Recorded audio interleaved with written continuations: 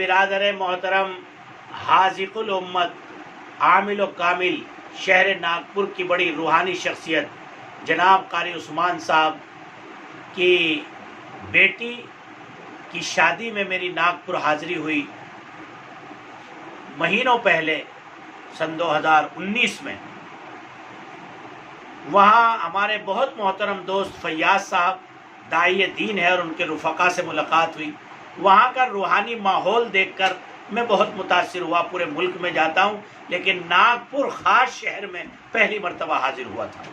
اور آج اب دوسری خبر یعنی دلچسپی بڑھی تھی شہر ناگپور کی علم دوستی علماء نوازی اور قدردانی کو دیکھ کر. لیکن آج جو خبر ہمارے محترم فیاض صاحب نے مفتی نور الحق صاحب کے کارنامے سے متعلق سنائی ہے دل باغ باغ ہو گیا. اور میں مبارکباد آن لائن سوشل میڈیا پر آ کر ان کو مبارکباد دینا چاہتا ہوں, ان کے خاندان والوں کو, ذمہ داروں کو, اور یہ بات آپ کی خدمت میں پیش کر رہا ہوں مختصر. اس کو عظمت کے ساتھ سنیے اور اس کو زیادہ سے زیادہ آگے بڑھائیے. لاک ڈاؤن میں یہ ایسا کارنامہ ہے کہ عالم اسلام میں ایسا کارنامہ کسی نے انجام نہیں دیا. نحمد و نصلی علی رسولہ الکریم اما بعد اعوذ باللہ من الشیطان الرجیم بسم اللہ الرحمن الرحیم وَكَذَلِكَ أَوْحَيْنَا إِلَيْكَ رُوحًا مِّنْ أَمْرِنَا. ہے کیا عجیب رشتہ ہے اللہ کے قرآن کا خدا کی ذات اور اس کی عظمتوں, اس کی قدرت اور اس کی خالقیت و مالکیت کے ساتھ. اور کیسے خوش نصیب ہیں وہ بندے کہ جن کی زبان, جن کے کان, جن کے ذہن اور دل و دماغ اللہ کی نازل کردہ اس روح کے ساتھ وابستہ ہو جائے. خدا کا قرآن کہتا ہے کہ ہم نے اپنے بندے کی طرف اپنی ذات سے روح نازل کی ہے. اور اس روح کا لفظ قرآن پاک میں 7 جگہ استعمال کیا گیا. فَنَفَخْتُ فِيهِ مِن رُوحِي وَكَذَلِكَ أَوْحَيْنَا إِلَيْكَ رُوحًا مِّنْ أَمْرِنَا. کہیں فرمایا گیا فَنَفَخْنَا فِيهِ مِن رُوحِنَا.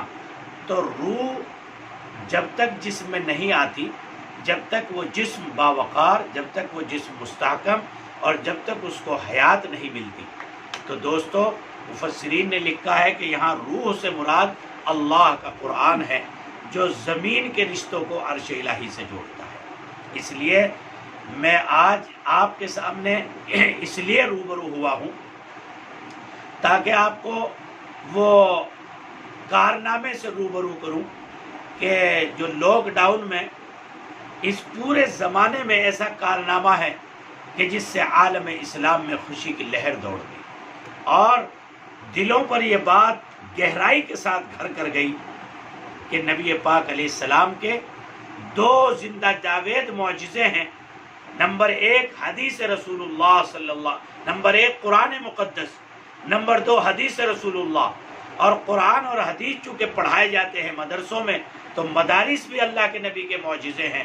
اور چونکہ پڑھاتے ہیں حفاظ اور علماء اور قرہ تو اس لیے یہ بھی گویا کہ 4 معجزے ہیں, 2 بنیادی اور 2 ان کے لیے سبب کے طور پر استعمال ہوتے ہیں. اس لیے وہ بندہ بڑا خوش نصیب ہے کہ جس کو اللہ کے قرآن کا عشق مل جائے. آپ نے بہت سے لوگ دیکھے ہوں گے حافظ قرآن, بہت سے لوگ دیکھے ہوں گے ناشر قرآن, بہت سے لوگ دیکھے ہوں گے عامل قرآن, بہت سے لوگ دیکھے ہوں گے مفسر قرآن. لیکن یاد رکھنا سب سے بڑا خوش نصیب وہ شخص ہے جو عاشق قرآن ہو جائے.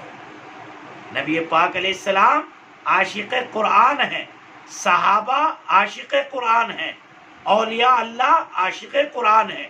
عشق قرآن کا اس مادیت کے دور میں ایسا واقعہ پیش آیا, اللہ اکبر.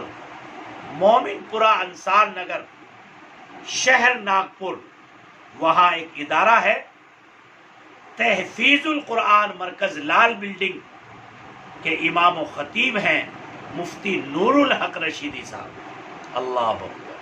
ان کی پیشانی کو چومنے کے لیے دل چاہتا ہے. کیا کارنامہ اس اللہ کے بندے نے انجام دیا. اللہ کی توفیق اور اس کی تائید سے 8 سال سے وہاں امامت کرتے ہیں. ہوا یہ کہ جس وقت میں رمضان المبارک کا اس لاک ڈاؤن میں مسئلہ آیا تو 5 آدمیوں کو کون تراویح پڑھائے گا. جو اصل امام صاحب تھے دوسرے وہ بھی دور تھے جو وہاں قرآن سناتے تھے، متولی صاحب کے صاحبزادے، کسی ذمہ دار کے صاحبزادے، وہ بیچارے کوارنٹائن تھے۔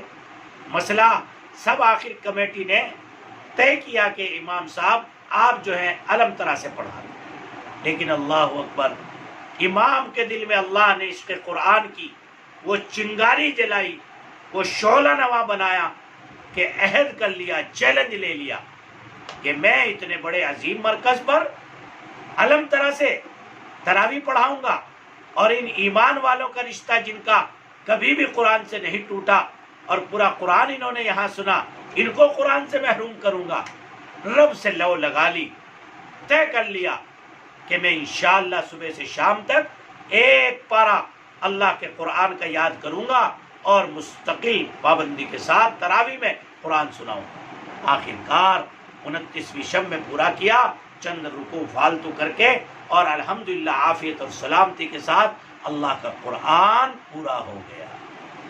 دنیا والوں، میں کہتا ہوں رب نے کسی کو لکڑی سامنے رکھ دی، پورے دن لکڑی کے آئٹم بناتا ہے، کسی کے سامنے اینٹ رکھ دی، اینٹ سے جوڑ کر مکانات بناتا ہے، کسی کے سامنے کپڑا رکھ دیا، وہ کاٹ کاٹ کر اس کو مختلف ڈیزائن بناتا ہے، لیکن یاد رکھو وہ شخص چومنے اور عظمتوں کے لائق ہے، ہزار لاکھ مبارکبادی کا مستحق ہے جس کے سامنے اللہ نے قرآن رکھ دیا ہو اور اس کے سینے کو اللہ نے گویا کہ سافٹ کاپی بنا دیا ہو۔ میں کہا کرتا ہوں یہ حفاظ کرام ہے نا، یہ سافٹ کاپی ہے قرآن پاک کی، اور یہ مدارس اسلامیہ اور یہ جو بڑی جلدوں میں قرآن پاک محفوظ ہے، یہ ہارڈ کاپی ہے قرآن پاک کی۔ بڑا خوش نصیب ہے وہ شخص جو اپنے دل کو سافٹ کاپی کے لیے قبول کر لے، بنا لے، اور اس کے دل میں اللہ کے قرآن کا نور آ جائے۔ عزیزو، یہی وہ کتاب ہے جو سچائیوں سے، صداقتوں سے بھری ہوئی کتاب ہے، جس نے پورے عالم میں ایک انقلاب برپا کر دیا، انسانیت کا رشتہ اللہ کی ذات عالی سے جوڑا۔ ان کی قدر نہیں کرتے ہو جو مصلوں پر کھڑے ہو کر اس غافل اور ان پڑھ قوم کا رشتہ اللہ کی ذات عالی سے اور فرشتوں سے اور عرش الہی سے جوڑتے ہیں؟ یہ قدر کرنے کے لائق ہیں، پلکوں پہ بٹھانے کے لائق ہیں، ان کے گلوں میں ڈالو گجرے اور ہار، یہ ہزاروں ہاروں کے مستحق ہیں، اس لیے کہ ان کے دل اللہ کے قرآن کی عظمت سے بھرپور ہے۔ کیا بتاؤں، سیدنا حضرت علی رضی اللہ عنہ فرماتے تھے جب میرا دل چاہتا ہے کہ میں رب سے بات کروں تو اللہ کی عبادت کرتا ہوں، لیکن جب میرا دل یہ چاہتا ہے کہ میرا رب مجھ سے بات کرے تو میں خدا کا قرآن پڑھتا ہوں۔ ہائے ہائے، کیا عجیب رشتہ ہے۔ میں کیا مبارکباد دوں مفتی نور الحق صاحب کو، ہائے ہائے، مبارکبادی تو ہزاروں سال پہلے ابن کثیر کی روایت ہے، جب سورہ طٰہٰ انا انزلنا علیک القرآن لتشقیٰ نازل ہوئی تو فرشتوں نے آسمانوں پر نازل ہونے سے 2000 سال پہلے یوں کہا، اے اللہ کتنی مبارکبادی کے مستحق ہوں گے وہ ہونٹ جو تیرے قرآن کو پڑھیں گے، وہ کان جو تیرے قرآن کو سنیں گے، وہ دل اور دماغ جو تیرے قرآن کو محفوظ رکھیں گے۔ اے اللہ کیسی پاکیزہ ہستیاں ہوں گی وہ، یہ مبارکبادیاں مل رہی ہے آسمانوں پر اس کو، حافظ قرآن کو۔ صحابہ کی سیرت کو زندہ کر دیا۔ 70 سال کے بعد مجھے یاد آتا ہے تاریخ میں، یا تو وہ مرحلہ تھا ملت کے لیے سر فخر سے اونچا ہو گیا جب حضرت شیخ الہند رحمت اللہ علیہ جیل میں تھے مالٹا کی، رمضان المبارک آیا، افسردہ بیٹھے ہوئے، تو حضرت مولانا حسین احمد مدنی رحمت اللہ علیہ جو بڑے چہیتے تھے، استاذ کی نبض کو پہچاننے والے، مزاج کو پہچاننے والے، حضور آپ رنجیدہ کیوں ہیں؟ کہا زندگی کا پہلا رمضان ہے کہ قرآن نہیں سن پاؤں گا، کیسے زندگی گزرے گی؟